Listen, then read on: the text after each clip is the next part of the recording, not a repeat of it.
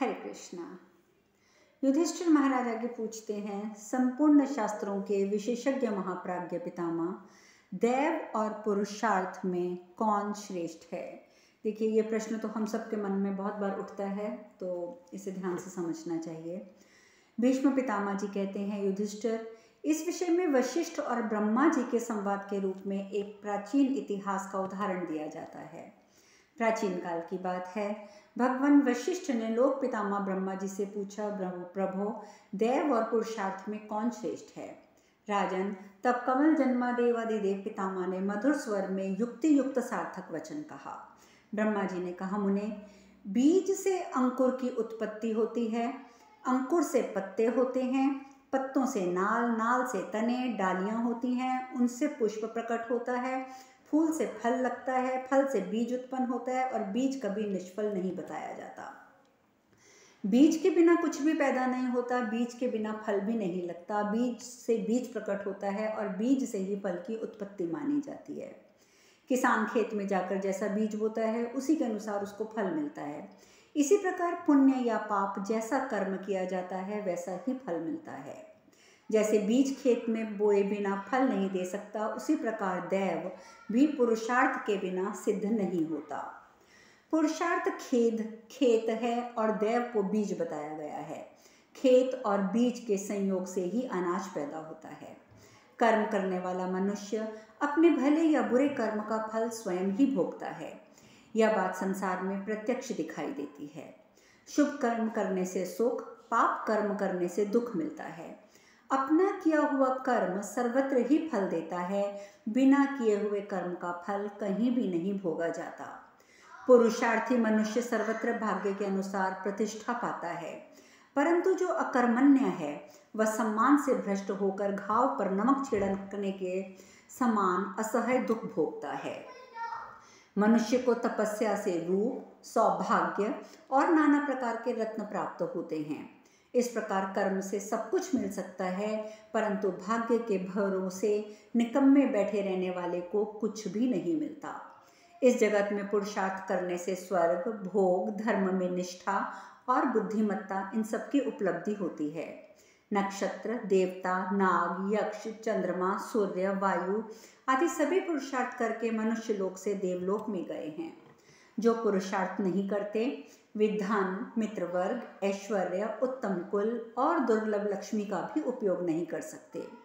ब्राह्मण शौचाचार से, क्षत्रिय पराक्रम से, वैश्य उद्योग से और शूद्र तीनों वर्णों की सेवा से संपत्ति पाता है। ना तो दान ना देने वाले कंजूस को धन मिलता है, ना नपुंसक को, ना अकर्मण्य को, ना काम से जी चुराने वाले को, ना शौर्यहीन को, ना तपस्या ना करने वाले को ही मिलता है। जिन्होंने तीनों लोकों, दैत्यों, संपूर्ण देवताओं की भी सृष्टि की है, वे ही भगवान विष्णु समुद्र में रहकर तपस्या करते हैं। यदि अपने कर्मों का फल प्राप्त हो ना हो तो सारा कर्म ही निष्फल हो जाएगा और सब लोग भाग्य को ही देखते हुए कर्म करने से उदासीन हो जाएंगे। मनुष्य के योग्य कर्म ना करके जो पुरुष केवल दैव का अनुसरण करता है वह दैव का आश्रय लेकर व्यर्थ ही कष्ट उठाता है। जैसे कोई स्त्री अपने नपुंसक पति को पाकर भी कष्ट ही भोगती है। इस मनुष्य लोक में शुभाशुभ कर्मों से उतना भय नहीं प्राप्त होता जितना कि देवलोक में थोड़े से भी पाप से भय होता है। किया हुआ पुरुषार्थ ही दैव का अनुसरण करता है, परंतु पुरुषार्थ ना करने पर दैव किसी को कुछ नहीं देता। देवताओं में भी जो इंद्र आदि के स्थान हैं वे अनित्य देखे जाते हैं। पुण्य कर्म के बिना दैव कैसे स्थिर रहेगा, कैसे वह दूसरों को स्थिर रख सकेगा। देवता भी इस लोक में किसी के पुण्य कर्म का अनुमोदन नहीं करते हैं, अपितु अपनी पराजय की आशंका से वो पुण्य आत्मा पुरुष में भयंकर आसक्ति पैदा कर देते हैं, जिससे उनके धर्म में विघ्न उपस्थित हो जाए। ऋषियों और देवताओं में सदा कला होता रहता है। देवता ऋषियों की तपस्याओं में विघ्न डालते हैं तथा ऋषि अपने तपोबल से देवताओं को स्थान भ्रष्ट कर देते हैं। फिर भी दैव के बिना केवल कथन मात्र से किसको सुख या दुख मिल सकता है, क्योंकि कर्म के मूल में दैव का ही हाथ है। दैव के बिना पुरुषार्थ की उत्पत्ति कैसे हो सकती है, क्योंकि प्रवृत्ति का मूल कारण दैव है। जिन्होंने पूर्व जन्म में पुण्य कर्म किए हैं वे ही दूसरे जन्म में पूर्व संस्कारवश पुण्य में प्रवृत्त होते हैं। यदि ऐसा ना हो तो सभी पुण्य कर्मों में ही लग जाएं, देवलोक में भी दैववश ही बहुत से गुण उपलब्ध होते हैं। आत्मा ही अपना बंधु है, आत्मा ही अपना शत्रु है तथा आत्मा ही अपने कर्म और अकर्म का साक्षी है। प्रबल पुरुषार्थ करने से पहले किया हुआ कोई भी कर्म बिना किया हुआ सा हो जाता है और प्रबल कर्म ही सिद्ध होकर फल प्रदान करता है। इस तरह पुण्य और पाप कर्म अपने यथार्थ को फल नहीं दे पाते। देवताओं का आश्रय पुण्य ही है, पुण्य से ही सब कुछ प्राप्त होता है। पुण्यात्मा पुरुष को पाकर देव क्या करेगा। पूर्व काल में राजा ययाति पुण्य क्षीण हो जाने पर स्वर्ग से च्युत होकर पृथ्वी पर गिर पड़े थे, परंतु उनके पुण्य कर्मा दोहित्रों ने उन्हें पुनः स्वर्गलोक में पहुंचा दिया था। इसी तरह पूर्व काल में एल नाम से विख्यात राजऋषि पुरुरवा ब्राह्मणों के आशीर्वाद देने पर स्वर्गलोक को प्राप्त हुए थे। अब इसके विपरीत दृष्टांत देते हैं। अश्वमेध आदि यज्ञों द्वारा सम्मानित होने पर भी कौशल नरेश सौदास को महर्षि वशिष्ठ के शाप से नरभक्षी राक्षस होना पड़ा था। इसी प्रकार अश्वत्थामा और परशुराम ये दोनों ही ऋषिपुत्र और धनुर्धर वीर हैं। इन दोनों ने पुण्य कर्म भी किए हैं, तथापि इस कर्म के प्रभाव से वे स्वर्ग नहीं गए। द्वितीय इंद्र के समान 100 यज्ञों का अनुष्ठान करके भी राजा वसु एक ही मिथ्या भाषण देने से दोष से रसातल को चले गए थे। विरोचन कुमार बलि को देवताओं ने धर्मपाश से बांध दिया था। भगवान विष्णु के पुरुषार्थ से वे पातालवासी बना दिए गए। राजा जन्मेजय 20 स्त्रियों का वध करके इंद्र के चरण का आश्रय ले जब स्वर्ग लोक को प्रस्थित हुए, उस समय देव ने उसे आकर क्यों नहीं रोका। ब्रह्मर्षि वैशंपायन जी अज्ञानवश ब्राह्मण की हत्या करके बाल वध के पाप में लिप्त हो गए थे, तो भी देव ने उन्हें स्वर्ग जाने से क्यों नहीं रोका। पूर्व काल में राजऋषि नृग बड़े ही दानी थे। एक बार किसी महायज्ञ में ब्राह्मण को गोदान करते समय उनसे भूल हो गई, अर्थात एक गौ को दोबारा दान में दे दिया, जिसके कारण उन्हें गिरगिट की योनि में जाना पड़ा। राजा धुंधमार यज्ञ करते करते बूढ़े हो गए, तथापि देवताओं ने के प्रसन्नता पूर्वक दिए हुए वरदान को त्याग कर गिरिव्रज में सो गए। यज्ञ का फल वे नहीं पा सके। महाबली धृतराष्ट्र पुत्रों ने पांडवों का राज्य हड़प लिया। उसे पांडवों ने पुनः बाहुबल से वापस लिया, देव के भरोसे नहीं। तप और नियम से संयुक्त रहकर कठोर व्रत का पालन करने वाले मुनि क्या दैव बल से किसी को शाप देते हैं, पुरुषार्थ के बल से नहीं। संसार में समस्त सुदुर्लभ सुख भोग किसी पापी को प्राप्त हो जाए तो भी वह उसके पास टिकता नहीं, शीघ्र ही उन्हें छोड़कर चल देता है। जो मनुष्य लोभ और मोह में डूबा हुआ है, उसे दैव भी संकट से नहीं बचा सकता। जैसे थोड़ी सी भी आग वायु का सहारा पाकर बहुत बड़ी हो जाती है, उसी प्रकार पुरुषार्थ का सहारा पाकर दैव का बल विशेष बढ़ जाता है। जैसे तेल समाप्त हो जाने पर दीपक बुझ जाता है, उसी प्रकार कर्म के क्षीण हो जाने पर दैव भी नष्ट हो जाता है। उद्योगहीन मनुष्य धन का बहुत बड़ा भंडार, तरह तरह के भोग और स्त्रियों को पाकर भी उनका उपभोग नहीं कर सकता, किंतु सदा उद्योग में रहने वाला महामनस्वी पुरुष देवताओं द्वारा सुरक्षित तथा गाड़ कर रखे हुए धन को भी प्राप्त कर लेता है। जो दान करने के कारण निर्धन हो गया है, ऐसे सत्पुरुष के पास उसके सत्कर्म के कारण देवता भी पहुंचते हैं और इस प्रकार उसका घर मृत्यु लोक की अपेक्षा श्रेष्ठ देवलोक सा हो जाता है। परंतु जहाँ दान नहीं होता, वह घर बड़ी भारी समृद्धि से भरा हो तो भी देवताओं की दृष्टि में वह शमशान के ही तुल्य जान पड़ता है। इस जीव जगत में उद्योगहीन मनुष्य कभी फूलता फलता दिखाई नहीं देता। दैव में इतनी शक्ति नहीं है कि वह उसे कुमार्ग से हटाकर सन्मार्ग में ला दे। जैसे शिष्य गुरु को आगे करके चलता है, उसी प्रकार दैव पुरुषार्थ को आगे करके स्वयं उसके पीछे चलता है। संचित किया हुआ पुरुषार्थ ही दैव को जहाँ चाहता है वहाँ वहाँ ले जाता है। मुनिश्रेष्ठ, मैंने सदा पुरुषार्थ के ही फल को प्रत्यक्ष देखा है, यथार्थ रूप में तुम्हें बात बताई है। मनुष्य दैव के उत्थान से आरंभ किए हुए पुरुषार्थ से उत्तम विधि और शास्त्रोक्त सत्कर्म से ही स्वर्ग लोक को के मार्ग को पा सकता है। इस प्रकार श्री महाभारत अनुशासन पर्व में दान धर्म पर्व में दैव और पुरुषार्थ का निर्देश विषयक 6वां अध्याय पूर्ण हुआ। युधिष्ठिर महाराज कहते हैं आगे, पुरुषों में प्रधान भरतश्रेष्ठ, अब मैं समस्त शुभ कर्मों के फल क्या हैं ये पूछ रहा हूँ। भीष्म जी ने कहा, भरत नंदन युधिष्ठिर, तुम मुझसे जो कुछ पूछ रहे हो ये ऋषियों के लिए भी रहस्य का विषय है, किंतु मैं तुम्हें बतला रहा हूँ, सुनो। मरने के बाद जिस मनुष्य को जैसा चिर अभिलिषित गति मिलती है उसका वर्णन भी करता हूँ। मनुष्य जिस जिस स्थूल या सूक्ष्म शरीर से जो जो कर्म करता है उसी उसी शरीर से उस कर्म का फल भोगता है। जिस जिस अवस्था में वह जो जो शुभ और अशुभ कर्म करता है प्रत्येक जन्म में उसी उसी अवस्था में वह फल भोगता है। 5 इंद्रियों द्वारा किया हुआ कर्म कभी नष्ट नहीं होता है। वे 5 इंद्रियों और 6वां मन ये सब कर्म के साक्षी होते हैं। अतः मनुष्य को उचित है कि यदि कोई अतिथि घर पे आ जाए तो उसको प्रसन्न दृष्टि से देखे, उसकी सेवा में लगे, मीठी बोली बोलकर उसे संतुष्ट करे। वह जाने लगे तो उसके पीछे पीछे कुछ दूर तक जाए और जब वह तक वह रहे उसके स्वागत सत्कार में लगा रहे। ये 5 काम करना गृहस्थ के लिए 5 प्रकार की दक्षिणाओं से युक्त यज्ञ कहलाता है। जो थके मांदे अपरिचित पथिक को प्रसन्नता पूर्वक अन्न दान करता है उसे महान फल की प्राप्ति होती है। जो वानप्रस्थी वेदी पर शयन करते हैं उन्हें जन्मांतर में उत्तम गृह और शैया की प्राप्ति होती है। जो चीर और वल्कल वस्त्र पहनते हैं उन्हें दूसरे जन्म में उत्तम वस्त्र और उत्तम आभूषणों की प्राप्ति होती है। जिसका चित्त योग युक्त होता है उस तपोधन पुरुष को दूसरे जन्म में अच्छे अच्छे वाहन और यान उपलब्ध होते हैं तथा अग्नि की उपासना करने वाले राजा को जन्मांतर में पौरुष की प्राप्ति होती है। रसों का परित्याग करने से सौभाग्य की, मांस का त्याग करने से पशुओं और पुत्रों की प्राप्ति होती है। जो तपस्वी नीचे सिर करके लटकता है अथवा जल में निवास करता है तथा जो अकेला सोता है अर्थात ब्रह्मचर्य का पालन करता है वह मनोवांछित गति को प्राप्त होता है। जो अतिथि को पैर धोने के लिए जल, बैठने के लिए आसन, प्रकाश के लिए दीपक, खाने के लिए अन्न और ठहरने के लिए घर देता है, इस प्रकार अतिथि का सत्कार करने के लिए इन 5 वस्तुओं का दान पंच दक्षिण यज्ञ कहलाता है।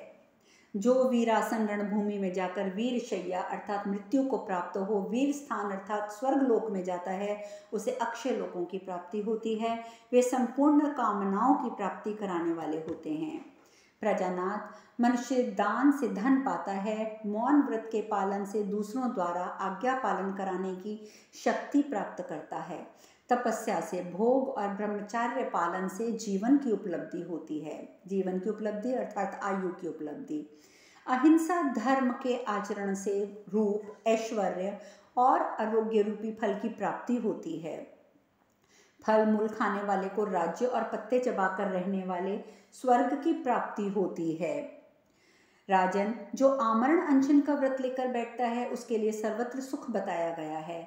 शाकाहार की दीक्षा लेने पर गोधन की प्राप्ति होती है और तृण खाकर रहने वाला पुरुष स्वर्गलोक में जाता है।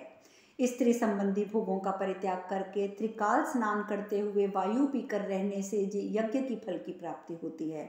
सत्य से मनुष्य स्वर्ग को और दीक्षा से उत्तम कुल को पाता है। जो ब्राह्मण सदा जल पीकर रहता है, अग्निहोत्र करता है, मंत्र साधनों में संलग्न रहता है, उसे राज्य मिलता है और निराहार व्रत करने से मनुष्य स्वर्गलोक में जाता है। पृथ्वीनाथ, जो पुरुष 12 वर्षों के लिए व्रत की दीक्षा लेकर अन्न का त्याग करता है और तीर्थों में स्नान करता रहता है उसे रणभूमि में प्राण देने वाले वीर से भी बढ़कर उत्तम लोक की प्राप्ति होती है। जो संपूर्ण वेदों का अध्ययन कर लेता है वह तत्काल दुख से मुक्त हो जाता है। जो मन से धर्म का आचरण करता है उसे स्वर्गलोक की प्राप्ति होती है। खोटी बुद्धि वाले पुरुषों के लिए जिसका त्याग करना कठिन है, जो मनुष्य के जीर्ण हो जाने पर भी स्वयं जीर्ण नहीं होता है तथा जो प्राणनाशक रोग के समान सदा कष्ट देती रहती है, उस तृष्णा का त्याग कर देने वाला पुरुष को ही सुख मिलता है। जैसे बछड़ा हजारों गौओं के बीच में अपनी माता को ढूंढ लेता है, उसी प्रकार पहले का किया हुआ कर्म भी कर्ता को पहचान कर उसका अनुसरण करता है।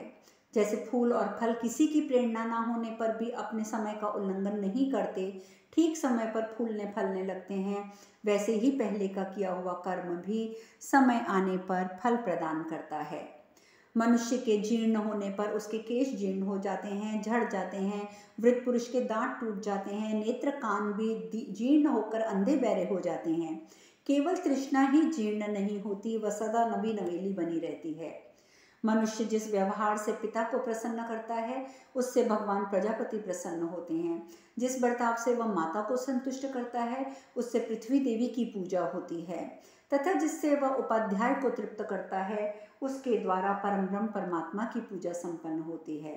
जिसने इन तीनों का आदर किया, उसके द्वारा सभी धर्मों का आदर हो गया, और जिसने इन तीनों लोकों का अनादर कर दिया, उसकी संपूर्ण यज्ञ आदि क्रियाएं निष्फल हो गईं। वैशंपायन जी कहते हैं, जन्मेजय, भीष्म जी की ये बात सुनकर समस्त श्रेष्ठ कुरुवंशी आश्चर्यचकित हो उठे।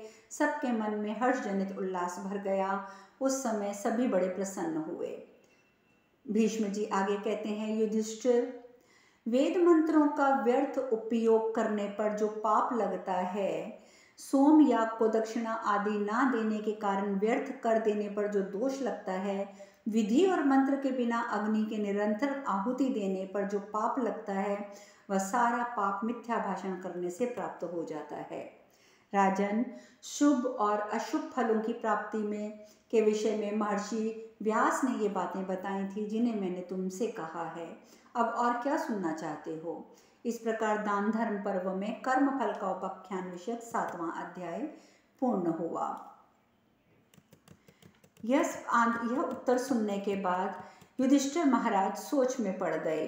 युधिष्ठिर महाराज ने आगे पूछा, धर्मात्माओं में श्रेष्ठ महातपस्वी परमात्मा, जो लोग ब्राह्मण को कुछ देने की प्रतिज्ञा करके फिर मोहवश नहीं देते, और जो दुरात्मा दान का संकल्प करके दान नहीं देते, वे क्या होते हैं? यह धर्म के विषय में मुझे यथार्थ रूप से बतलाइए। भीष्म जी ने कहा, युधिष्ठिर, जो थोड़ा या अधिक देने की प्रतिज्ञा करके उसे नहीं देता, उसकी सभी आशाएं वैसे ही नष्ट हो जाती हैं जैसे नपुंसक की संतान रूपी फल विषयक आशा। जीव जिस रात को जन्म लेता है, जिस रात को उसकी मौत होती है, इन दोनों रात्रियों के बीच में जीवन भर वह जो पुण्य कर्म करता है, उसने आजीवन में जो कुछ होम दान तप किया होता है, उसका वह सब कुछ उस प्रतिज्ञा के भंग हो जाने से, उस पाप से नष्ट हो जाता है। धर्मशास्त्र के ज्ञाता मनुष्य अपनी परम योग युक्त बुद्धि से विचार करके ये उपयुक्त बात कहते हैं। धर्मशास्त्रों के विद्वान भी ये कहते हैं कि प्रतिज्ञा भंग का पाप करने वाला पुरुष 1000 श्याम कर्ण घोड़ों का दान करने से उस पाप से मुक्त हो सकता है, अन्यथा नहीं। इस विषय में विज्ञ पुरुष सियार और वानर के संवाद रूपी एक प्राचीन इतिहास का उदाहरण दिया करते हैं। शत्रुओं को संताप देने वाले नरेश, मनुष्य जन्म में जो दोनों पहले एक दूसरे के मित्र थे, वे ही दूसरे जन्म में सियार और वानर की योनि को प्राप्त हो गए। तदंतर एक दिन सियार को मरघट में मुर्दे खाते देखकर वानर ने पूर्व जन्म का स्मरण करके पूछा, भैया, तुमने पहले जन्म में कौन सा भयंकर पाप किया था जिससे तुम मरघट में घृणित एवं दुर्गंध युक्त मुर्दे खा रहे हो? वानर के इस प्रकार पूछने पर सियार ने उसे उत्तर दिया, भाई वानर, मैंने ब्राह्मण को देने की प्रतिज्ञा करके उस वस्तु को उसे नहीं दिया था।